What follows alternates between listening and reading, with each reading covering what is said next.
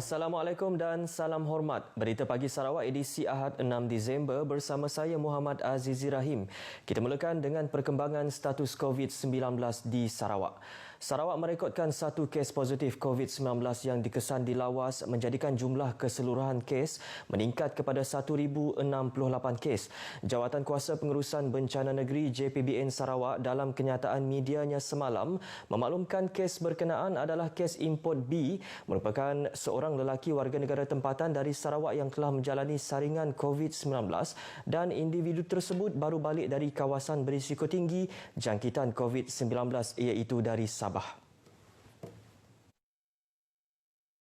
Kes ini bekerja sebagai pemeriksa perancah di sebuah tapak pembinaan di Kota Kinabalu, Sabah sebelum diberhentikan kerja pada bulan Oktober lepas. Sebelum ini, kes telah balik ke Sarawak melalui ICQ merapuk lawas pada 28 November lalu menggunakan kenderaan persendirian bersama dua orang rakan lain dan telah dimasukkan ke pusat kuarantin bagi menjalani kuarantin wajib selama 14 hari. Sementara itu, JPBN juga memaklumkan dua kluster COVID-19 yang telah tamat iaitu kluster Baki dan kluster Seladah di daerah Kuching setelah tiada kes baru dikesan atau dilaporkan dalam tempoh 28 hari yang lepas melibatkan kluster berkenaan. Manakala tiada penambahan kes baharu bagi 4 kluster yang masih aktif iaitu kluster Besi, kes positif kekal 12 orang, kluster Jalan Abel, kes positif kekal 15 orang, kluster Green Hill, kes positif kekal 91 orang, kluster Wisma Sebekas, kes positif kekal 44. Semalam, satu kes baru yang telah pulih dan dibenarkan discharge dari Hospital Umum Sarawak menjadikan jumlah keseluruhan kes positif COVID-19 yang telah pulih dan dibenarkan discharge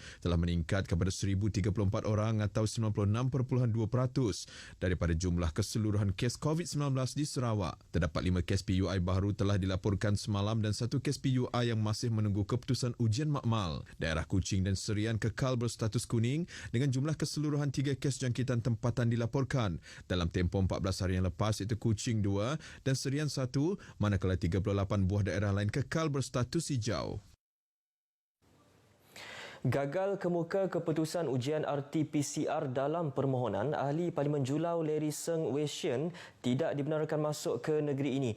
Demikian dedah pemangku pengerusi Jawatankuasa Pengurusan Bencana Negeri JPBN Sarawak, Tan Sri Dato' Amar Dr. James Jemut Masing terhadap tuduhan Ahli Parlimen tersebut yang mengecam tindakan JPBN dalam laman sosialnya pada malam Jumaat lepas. Jelasnya, walaupun Ahli Parlimen Julau itu termasuk dalam senarai perkhidmatan terpenting dan dikecualikan daripada kuarantin, namun mereka juga harus menjalani ujian RT-PCR COVID-19 dan perlu mengisi borang pengisytiharan Enter Sarawak dan eHealth dengan lengkap untuk melindungi negara semasa wabak ini. Namun bagi kes Larry, pihak JPBN telah menolak 3 dari 5 permohonannya berikutan kekurangan dokumentasi dan surat sokongan. Dalam satu kenyataan media, Tan Sri Dr. James juga menasihatkan ke semua Ahli Parlimen supaya sentiasa patuh dengan segala prosedur permohonan iaitu wajib melengkapkan proses dokumentasi bagi mengelak sebarang masalah dan kesulitan. Golongan belia terutama kaum pemuda di kawasan Dewan Undangan Negeri Dun Marudi diseru melibatkan diri dalam bidang sukan, keusahawanan, komunikasi dan kerja-kerja sosial. Menurut Menteri Muda Kerajaan Tempatan Datuk Dr. Penguang Manggil, ini penting untuk mendedahkan diri mereka dengan perkembangan semasa berkaitan pembangunan dan hala tuju negeri ini. Sehubungan itu, Datuk Dr. Penguang Manggil turut menggalakkan penglibatan golongan muda untuk sama-sama menyumbang idea secara positif dalam mana-mana program atau forum yang dianjurkan di Dun Marudi agar perancangan untuk pembangunan dapat dilaksanakan secara adil dan saksama di kawasan tersebut. Mereka ini adalah lapisan kepimpinan yang akan datang dan perlu mendapat mesej ataupun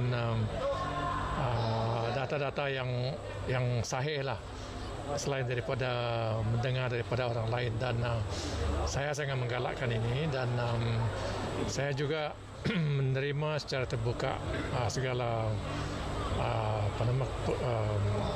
rintihan ataupun isu-isu yang dibangkitkan oleh kaum pemuda di kawasan ini.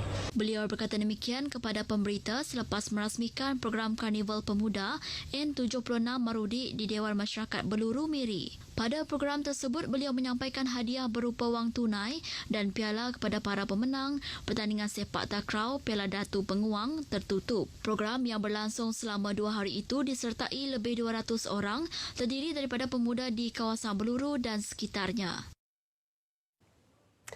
Pasukan Bomba Sukarela PBS di Limbang telah bersiap siaga untuk digerakkan bagi membantu Jabatan Bomba dan Penyelamat JPBM Limbang dalam menghadapi banjir di daerah itu sepanjang tempoh monsun timur laut ini. Ketua Pegawai Bomba dan Penyelamat Limbang Clarence D. Primus Tiandun memberitahu kesemua 5 PBS ini akan bertindak sebagai petugas barisan hadapan kepada pasukan bomba pada peringkat awal bencana sebelum ketibaan JPBM Limbang ke lokasi kejadian. Mereka ini sebagai wakil dan juga mata-mata kepada kami lah untuk memberikan informasi ataupun maklumat tentang jika berlakunya banjir, mereka akan bagi dengan kami lah. So respon time tu kami akan dapat pendekkan untuk respon. Masa tu kita dapat lebih cepat lagi untuk memberikan hikmat kepada masyarakat. Beliau ditemui pemberita ketika membuat pemantauan di Sungai Limbang. Setakat ini ada 5 PBS di daerah itu iaitu PBS Pangkalan Madang, Telahak, Seberang Kedai, Kabima dan Menamin. Sementara itu, beliau memberitahu JPBM Limbang juga telah bersedia sepenuhnya dalam menghadapi sebarang kemungkinan di luar jangkaan, termasuk persediaan memindahkan penduduk sekiranya pusat pemindahan sementara PPS diaktifkan. Ujarnya langkah diambil termasuk kesiapsiagaan pegawai dan anggota serta aset logistik. Sebuah premis kedai 2 tingkat di Siburan diserbu pihak berkuasa kerana disyaki mencuri bekalan elektrik bagi melakukan aktiviti pelombongan mata wang kripto Khamis lepas. Sarawak Energy Berhad SEB dalam kenyataan medianya berkata pasukan unit pemeriksa elektrik EIU SEB serta pihak polis cawangan Padawan melakukan serbuan tersebut setelah menerima beberapa maklumat daripada orang awam. Pasukan berkenaan terpaksa memecah masuk dengan kebenaran waran Mahkamah Magistrate untuk memasuki premis terbabit. Hasil serbuan mendapati bekalan elektrik disambung secara terus tanpa melalui meter selain sambungan pendawaian yang berbahaya di sepanjang tangga menuju ke bilik server pelombongan berkenaan. Pembacaan penggunaan turut menunjukkan kegunaan berkuasa tinggi antara RM37,000 hingga RM40,000 sebulan bercanggah dengan sifar kegunaan yang dicatat pada bil bulanan sejak September lepas. Susulan daripada tindakan tersebut, satu laporan polis telah dibuat dan pemilik premis itu akan dihubungi untuk membantu siasatan di bawah Seksyen 33-5 Ordinan Bekalan Elektrik. Di Sarawak, pencurian bekalan elektrik adalah satu kesalahan jenayah yang membawa hukuman denda sehingga RM100,000 dan atau 5 tahun penjara.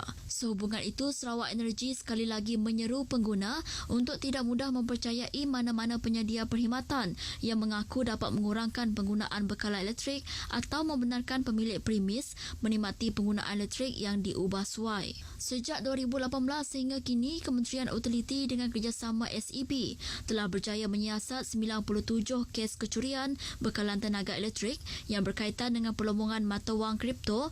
Ini termasuk 12 kes yang dilaporkan pada tahun ini.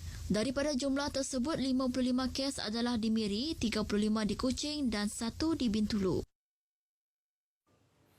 Seorang pemandu maut manakala 2 penumpangnya parah dalam kemalangan membabitkan sebuah kereta dan sebuah bas di Batu 2, Jalan Bakung di Sarike petang semalam. Menurut Pusat Gerakan Operasi Bomba dan Penyelamat Sarawak, mangsa yang maut dikenali sebagai Celestine Ujang Libau, 29 tahun. Mangsa yang parah pula seorang remaja berusia 16 tahun yang duduk di sebelah pemandu dan penumpang belakang, seorang wanita yang belum dikenal pasti identitinya. Pihak bomba menerima panggilan kecemasan mengenai kejadian itu pukul 4.18 petang dan terus menggerakkan anggota dari Balai Bomba dan Penyelamat Sarike dan Bintangor. Mereka mendapati ketiga-tiga mangsa masih tersepit dalam kenderaan malang itu. Pihak bomba kemudiannya mengeluarkan mangsa yang tersepit, namun pemandunya disahkan maut oleh pihak paramedik. Kesemua pemandu serta penumpang bas seramai 15 orang tidak mengalami sebarang kecederaan. Akhir sekali kita ke perkembangan berita sukan.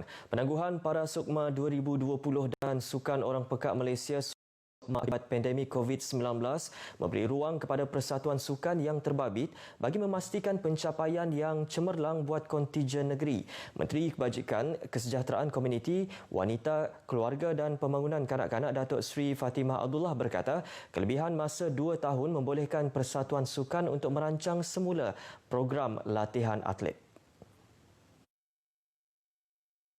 Ujarnya dalam tempoh tersebut juga Persatuan Sukan dapat mencari atlet baharu untuk digilap pakatnya memandangkan ada dalam kalangan atlet yang telah melebihi had umur pada tahun 2022 sukan itu dipertandingkan. Oleh itu, penganjuran Bengkel Perancangan Strategik Para Sukma (SOPMA) dan Special Olympics adalah bertepatan untuk menyusun semula kitaran program latihan setiap atlet yang terbabit dari aspek kecergasan fizikal, ketahanan mental dan pengurusan kecederaan. Ini adalah penting bagi Sarawak terutamanya dalam Para Sukma yang mana Sarawak adalah juara bertahan sebanyak 13 kali sejak tahun 1994.